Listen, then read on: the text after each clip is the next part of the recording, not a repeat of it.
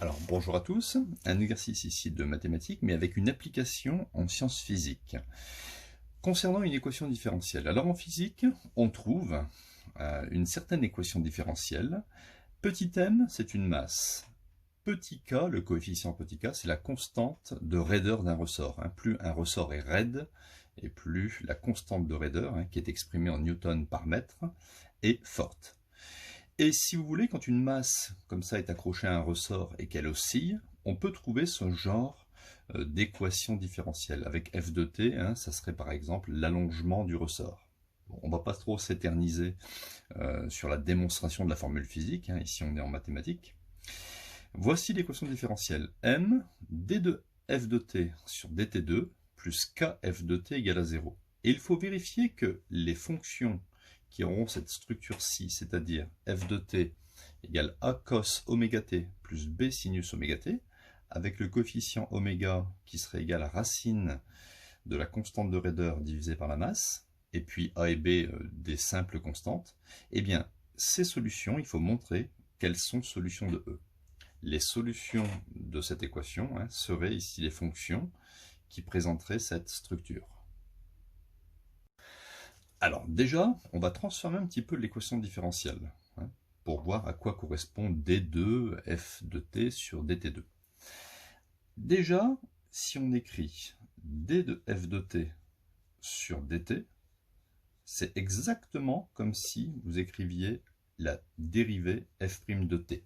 Alors c'est pas f' de x, en maths c'est x, ici la variable c'est le temps, mais ça joue le rôle de x en fait.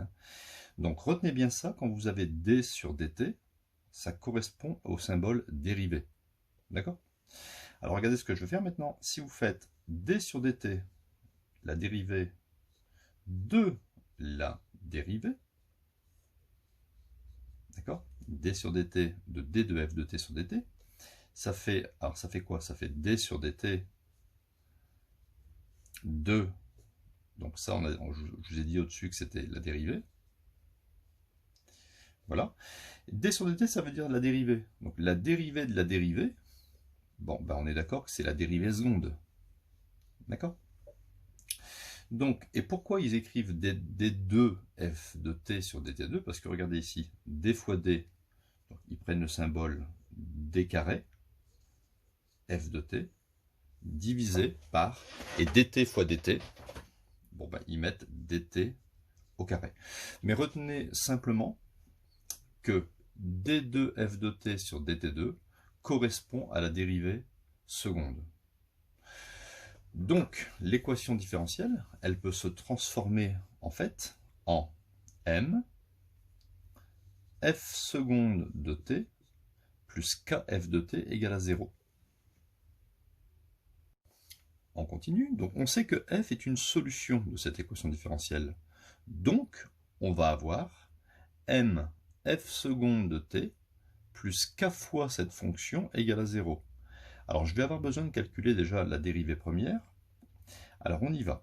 On va faire un petit rappel avant. La dérivée de cos u, c'est moins u' sinus u. Donc, si vous avez la dérivée de cos oméga t, d'accord, u c'est oméga t, donc ça va faire moins. Alors, la dérivée de oméga t, ça fait oméga fois 1, donc ça fait moins oméga, et vous recopiez sinus oméga t. D'accord?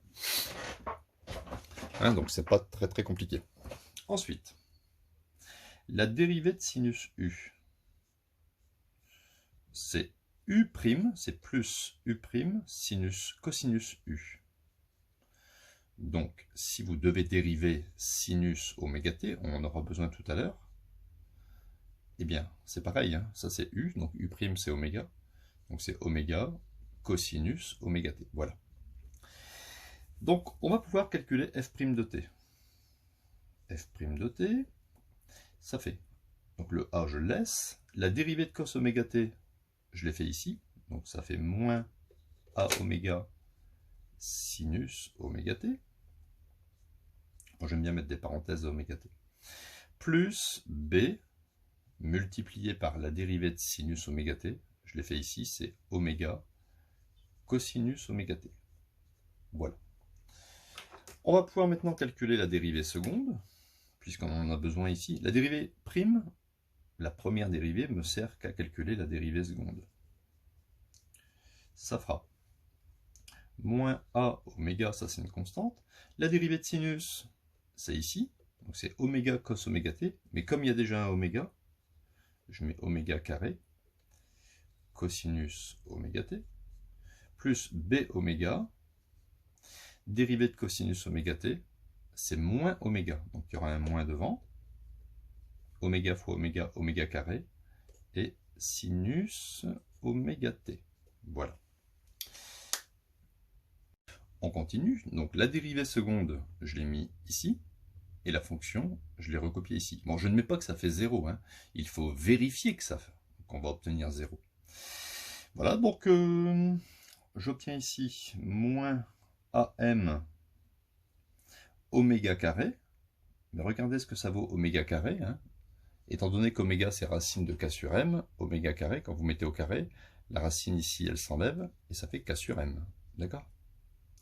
Donc ça fait moins am, oméga carré, donc c'est k sur m, cosinus oméga t, je développe le m, moins bm, oméga carré, c'est k sur m, sinus oméga t, plus, là je développe le k, ak